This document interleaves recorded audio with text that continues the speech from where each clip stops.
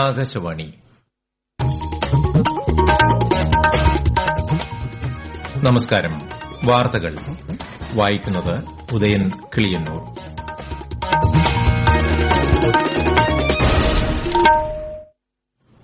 പ്രധാന വാർത്തകൾ. സംസ്ഥാനത്തിന്റെ രോഗപ്രതിരോധ മേഖല ലോകോത്തര നിലവാരം പുലർത്തുന്നതായി മുഖ്യമന്ത്രി പിണറായി വിജയൻ. മലപ്പുറം കാളികാവിൽ ടാപ്പിംഗ് തൊഴിലാളിയെ കൊലപ്പെടുത്തിയ കടുവയെ പിടികൂടാനുള്ള ദൌത്യം പുരോഗമിക്കുന്നു. കോഴിക്കോട് വ്യാപാര സമുച്ചയത്തിൽ വൻ തീപിടുത്തം. തീ അണയ്ക്കാനുള്ള ശ്രമങ്ങൾ ഊർജ്ജിതം. ആഗോള കത്തോലിക്ക സഭയുടെ 267 മാർപ്പാപ്പയായി ലിയോ 14 ഔദ്യോഗികമായി ചുമതലയേറ്റു. സംഘർഷം ഒഴിവാക്കി ഐക്യത്തോടെ മുന്നോട്ടു പോകാൻ ആഹ്വാനം. സംസ്ഥാനത്ത് വരുന്ന 5 ദിവസം ശക്തമായ മഴയ്ക്ക് സാധ്യതയെന്ന് കേന്ദ്ര കാലാവസ്ഥാ വകുപ്പ്. കേരള, കർണാടക, ലക്ഷദ്വീപ് തീരങ്ങളിൽ മത്സ്യബന്ധനത്തിന് വിലക്ക്. ഐപിഎൽ ക്രിക്കറ്റിൽ പഞ്ചാബ് കിങ്സിനെതിരെ രാജസ്ഥാൻ റോയൽസിന് 220 റൺ വിജയലക്ഷ്യം. വാർത്തകൾ വിശദമായി.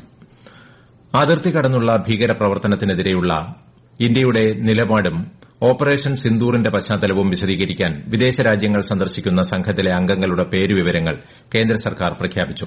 കേരളത്തിൽ നിന്നുള്ള എംപി ശശി തരൂർ നേതൃത്വം നൽകുന്ന സംഘം അമേരിക്ക, ബ്രസീൽ, പനാമ തുടങ്ങിയ രാജ്യങ്ങളെ ആണ് സന്ദർശിക്കുക. സിപിഐഎം എംപി ജോൺ ബ്രിട്ടാസ് ഉൾപ്പെട്ട സംഘം ഇന്തോനേഷ്യ, മലേഷ്യ, ദക്ഷിണ കൊറിയ, ജപ്പാൻ എന്നീ രാജ്യങ്ങൾ സന്ദർശിക്കും. മുൻ കേന്ദ്രമന്ത്രി വി മുരളീധരൻ ഉൾപ്പെട്ട സംഘം ഈജിപ്ത്, ഖത്തർ, എത്യോപ്യ, ദക്ഷിണാഫ്രിക്ക രാജ്യങ്ങളിലേക്കും Muslim League MP E T Muhammad Basheer ഉൾപ്പെട്ട സംഘം UAE, കോങ്കോ തുടങ്ങിയ രാജ്യങ്ങളിലേക്കും പോകും. കേരളത്തിന്റെ രോഗപ്രതിരോധ മേഖല ലോകോത്തര നിലവാരം പുലർത്തുന്നതാണെന്ന് മുഖ്യമന്ത്രി പിണറായി വിജയൻ. കോവിഡ് മഹാമാരി സമയത്തെ പ്രവർത്തനങ്ങൾ ലോകശ്രദ്ധ നേടിയതായും മുഖ്യമന്ത്രി പറഞ്ഞു. പാലക്കാട് ചിറ്റൂർ താലൂക്ക് ആശുപത്രിയുടെ ഉദ്ഘാടനം നിർവഹിക്കുകയായിരുന്നു അദ്ദേഹം. ആരോഗ്യരംഗത്തെ നേട്ടങ്ങൾ ജനങ്ങളുടെ സഹകരണത്തിലൂടെ ഉണ്ടായതാണെന്നും ശ്രീ പിണറായി വിജയൻ കൂട്ടിച്ചേർത്തു.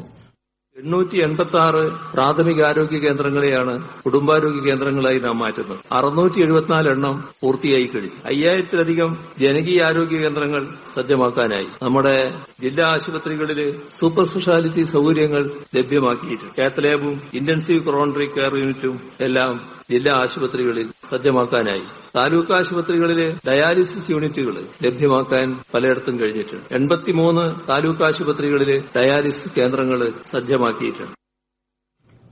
വയനാട്ടിലെ മുണ്ടക്കൈ ചൂരൽമല ഉരുൾപൊട്ടലിലെ അതിജീവിതർക്കുള്ള പുനരധിവാസ പ്രവർത്തനങ്ങൾ ദ്രുതഗതിയിൽ പുരോഗമിക്കുന്നു. എൽസ്റ്റൺ എസ്റ്റേറ്റിൽ തയ്യാറാവുന്ന ടൌൺഷിപ്പിൽ നിർമ്മിക്കുന്ന മാതൃകാ വീടിന്റെ വാർപ്പ് പൂർത്തിയായതായി സംസ്ഥാന സർക്കാർ അറിയിച്ചു. എൽസ്റ്റൺ എസ്റ്റേറ്റിൽ 5 സോണുകളായി തിരിച്ചാണ് നിർമ്മാണം നടക്കുന്നത്. കോഴിക്കോട് പുതിയ ബസ് സ്റ്റാൻഡ് കെട്ടിടത്തിൽ പ്രവർത്തിക്കുന്ന ടെക്സ്റ്റൈൽസിൽ വൻ തീപിടുത്തം. മാവൂർ റോഡ് ജംഗ്ഷനോട് ചേർന്ന് മുകൾ നിലയിലാണ് ടെക്സ്റ്റൈൽ പ്രവർത്തിക്കുന്നത്. നഗരത്തിലെ വിവിധ ഫയർ യൂണിറ്റുകൾ തീ അണയ്ക്കുകയാണ്. തീ ഇനിയും നിയന്ത്രണ വിധേയമായിട്ടില്ല. കോഴിക്കോട് മേയർ ബീന ഫിലിപ്പ്, അഹമ്മദ് ദേവർകോവിൽ MLA എന്നിവർ സംഭവസ്ഥലത്തുണ്ട്. സംഭവം ബസ് സ്റ്റാൻഡ് പ്രവർത്തനത്തെയും ബാധിച്ചു. കോഴിക്കോട് ദീർഘദൂര ബസ്സുകൾ ഇവിടെ നിന്നാണ് പുറപ്പെടുന്നത്. മലപ്പുറം കാളികാവിൽ ടാപ്പിംഗ് തൊഴിലാളിയെ കൊലപ്പെടുത്തിയ കടുവയെ പിടികൂടാനുള്ള ദൌത്യം പുരോഗമിക്കുന്നു. വനം വകുപ്പിന്റെ നേതൃത്വത്തിൽ 3 പ്രത്യേക സംഘങ്ങളായി തിരിഞ്ഞാണ് തിരച്ചിൽ. മയക്കുവെടിവെച്ച് പിടികൂടാനുള്ള എല്ലാ സജ്ജീകരണവും പൂർത്തിയായിട്ടുണ്ട്. കടുവയുടെ നീക്കങ്ങൾ നിരീക്ഷിക്കുന്നതിനായി 50 നിരീക്ഷണ ക്യാമറകൾ സ്ഥാപിച്ചു. പ്രദേശത്ത് 2 കൂടുകളും സ്ഥാപിച്ചിട്ടുണ്ട്. അതേസമയം മലപ്പുറം മണിയൻകുന്നിലും കടുവയെ കണ്ടെത്തുന്നതിനുള്ള തിരച്ചിൽ തുടരുന്നു. ഇന്നലെ വൈകിട്ട് കടുവയെ കണ്ടെന്ന വാർത്ത പ്രചരിച്ചതോടെ പ്രദേശവാസികൾ ഭീതിയിലാവുകയായിരുന്നു. 2 ദിവസം മുമ്പാണ് വളർത്തുനായയെ കടുവ പിടികൂടിയത്. തുടർന്ന് വനം വകുപ്പ് അധികൃതർ സ്ഥലത്ത് ക്യാമ്പ് ചെയ്ത് തിരച്ചിൽ ആരംഭിച്ചു. ആഗോള കത്തോലിക്ക സഭയുടെ 267 മാർപ്പാപ്പയായി ലിയോ 14 ഔദ്യോഗികമായി ചുമതലയേറ്റു. വത്തിക്കാൻ സിറ്റിയിലെ സെന്റ് പീറ്റേഴ്സ് സ്ക്വയറിൽ ഇന്ത്യൻ സമയം ഉച്ചയ്ക്കാണ് ചടങ്ങ് നടന്നത്. തുറന്ന വാഹനത്തിൽ വത്തിക്കാൻ ചത്തുരത്തിലേക്കെത്തിയ മാർപ്പാപ്പ വിശ്വാസികളെ ആശീർവദിച്ചു. വലിയ ഇടയന്റെ വസ്ത്രവും സ്ഥാനമോതിരവും ഏറ്റുവാങ്ങി മാർപ്പാപ്പ സഭയുടെ സാരഥ്യം ഏറ്റെടുത്തു. സംഘർഷം ഒഴിവാക്കി ഐക്യത്തോടെയും സാഹോദര്യത്തോടെയും മുന്നോട്ടു പോകണമെന്ന് അദ്ദേഹം ആഹ്വാനം ചെയ്തു. വിവിധ സഭാ പ്രതിനിധികളും രാഷ്ട്രത്തലവന്മാരും ചടങ്ങിൽ പങ്കെടുത്തു.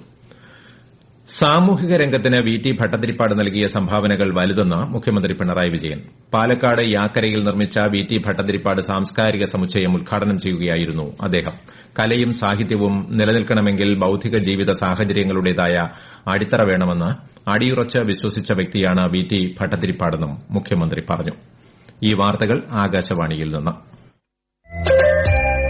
ആകാശവാണി വാർത്തകളും വാർത്താ അധിഷ്ഠിത പരിപാടികളും ഓൾ ഇന്ത്യ റേഡിയോ ന്യൂസ് തിരുവനന്തപുരം യൂട്യൂബ് ചാനലിലും at All India Radio news Thiruvananthapuram Facebook പേജിലും AIR ന്യൂസ് _ ഇൻസ്റ്റഗ്രാം അക്കൌണ്ടിലും at AIR news _ TVM X ഹാൻഡിലും ലഭ്യമാണ്. കൊച്ചി വിമാനത്താവളത്തിലെ വിവിധ പ്രവർത്തനങ്ങൾ ഡിജിറ്റൈസ് ചെയ്യുന്ന സിയാൽ 2.0 പദ്ധതി നാളെ വൈകിട്ട് മുഖ്യമന്ത്രി പിണറായി വിജയൻ നാടിന് സമർപ്പിക്കും.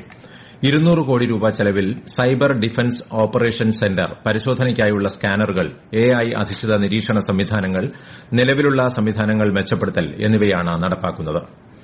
മോഷണക്കുറ്റം ആരോപിച്ച് ദലിത് യുവതിയെ 20 മണിക്കൂർ പോലീസ് സ്റ്റേഷനിൽ മാനസികമായി പീഡിപ്പിച്ച സംഭവത്തിൽ കർശന നിയമ നടപടി സ്വീകരിക്കണമെന്ന് പ്രതിപക്ഷ നേതാവ് വി ഡി സതീശൻ. തിരുവനന്തപുരം പേരൂർക്കട സ്റ്റേഷനിലെ പോലീസിനെതിരെ ഗുരുതര ആരോപണങ്ങളാണ് ഉള്ളതെന്നും അമിത രാഷ്ട്രീയവൽക്കരണമാണ് പോലീസ് സേനയെ ഇത്തരം അധപതനത്തിലേക്ക് എത്തിച്ചതെന്നും പ്രതിപക്ഷ നേതാവ് കുറ്റപ്പെടുത്തി. കണ്ണൂർ ജില്ലയിലെ മലയോര പഞ്ചായത്തുകളിൽ ഡെങ്കിപ്പനി പടരുന്ന സാഹചര്യത്തിൽ പ്രതിരോധ നടപടികൾ ശക്തമാക്കി. വിശദാംശങ്ങളുമായി ആകാശവാണി കണ്ണൂർ ജില്ലാ പ്രതിനിധി KO ശശിധരൻ.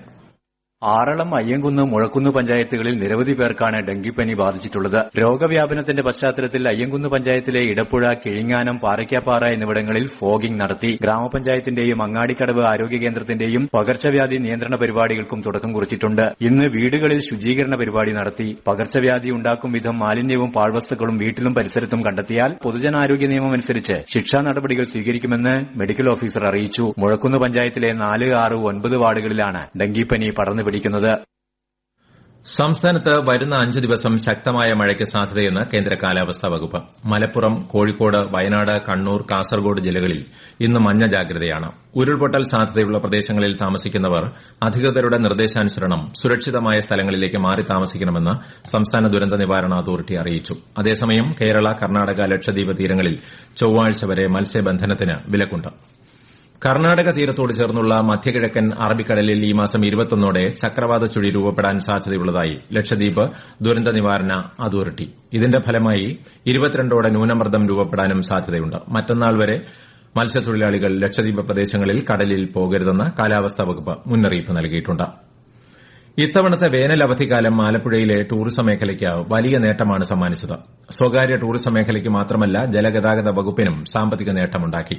വേമ്പനാട്ട് കായലിലും കുട്ടനാട്ടിലും സർവീസ് നടത്തുന്ന ബോട്ടുകളിൽ സഞ്ചാരികളുടെ വൻ തിരക്കാണ് അനുഭവപ്പെടുന്നത്. വിശദാംശങ്ങളുമായി ആകാശവാണി ആലപ്പുഴ ജില്ലാ പ്രതിനിധി R. രവികുമാർ.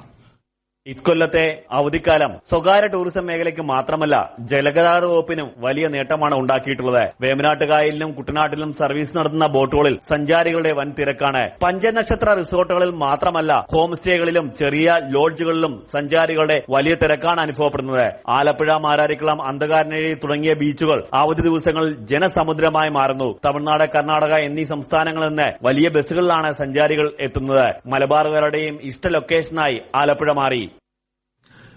രാജ്യത്ത് ആദ്യമായി സംസ്ഥാനത്തെ 10ാം ക്ലാസ്സിലെ 4.3 ലക്ഷം കുട്ടികൾക്ക് റോബോട്ടിക് സാങ്കേതികവിദ്യ പഠിക്കാനും പ്രായോഗിക പരീക്ഷണങ്ങൾ നടത്താനും പുതിയ അധ്യയന വർഷം മുതൽ അവസരം ലഭിക്കും. കഴിഞ്ഞ അക്കാദമിക വർഷം 7ാം ക്ലാസ്സിൽ മുഴുവൻ കുട്ടികൾക്കും നിർമ്മിത ബുദ്ധി പഠിക്കാൻ ICT പാഠപുസ്തകങ്ങളിൽ അവസരം നൽകിയിരുന്നു. IPL ക്രിക്കറ്റിൽ പഞ്ചാബ് കിങ്സിനെതിരെ രാജസ്ഥാൻ റോയൽസിന് 220 റൺ വിജയലക്ഷ്യം. ടോസ് നേടി ബാറ്റിംഗിനിറങ്ങിയ പഞ്ചാബ് നിശ്ചിത ഓവറിൽ 5 വിക്കറ്റ് നഷ്ടത്തിൽ 219 റൺ നേടി.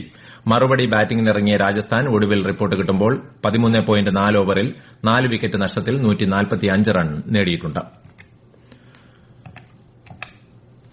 സംസ്ഥാനത്തിന്റെ പ്രതിരോധ മേഖല ലോകോത്തര നിലവാരം പുലർത്തുന്നതായി മുഖ്യമന്ത്രി പിണറായി വിജയൻ. മലപ്പുറം കാളികാവിൽ ടാപ്പിംഗ് തൊഴിലാളിയെ കൊലപ്പെടുത്തിയ കടുവയെ പിടികൂടാനുള്ള ദൌത്യം പുരോഗമിക്കുന്നു.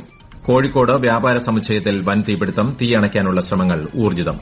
ആഗോള കത്തോലിക്കാ സഭയുടെ 267ാം മാർപ്പാപ്പയായി ലിയോ 14 ഔദ്യോഗികമായി ചുമതലയേറ്റു. സംഘർഷം ഒഴിവാക്കി ഐക്യത്തോടെ മുന്നേറാൻ അദ്ദേഹം ആഹ്വാനം ചെയ്തു. സംസ്ഥാനത്ത് വരുന്ന 5 ദിവസം ശക്തമായ മഴയ്ക്ക് സാധ്യതയെന്ന് കേന്ദ്ര കാലാവസ്ഥാ വകുപ്പ്. കേരള, കർണാടക, ലക്ഷദ്വീപ് തീരങ്ങളിൽ മത്സ്യബന്ധനത്തിന് വിലക്ക്. IPL ക്രിക്കറ്റിൽ പഞ്ചാബ് കിങ്സിനെതിരെ രാജസ്ഥാൻ റോയൽസിന് 220 റൺ വിജയലക്ഷ്യം. പ്രാദേശിക വാർത്തകൾ കഴിഞ്ഞു. അടുത്ത വാർത്താ പ്രക്ഷേപണം രാത്രി 7:25.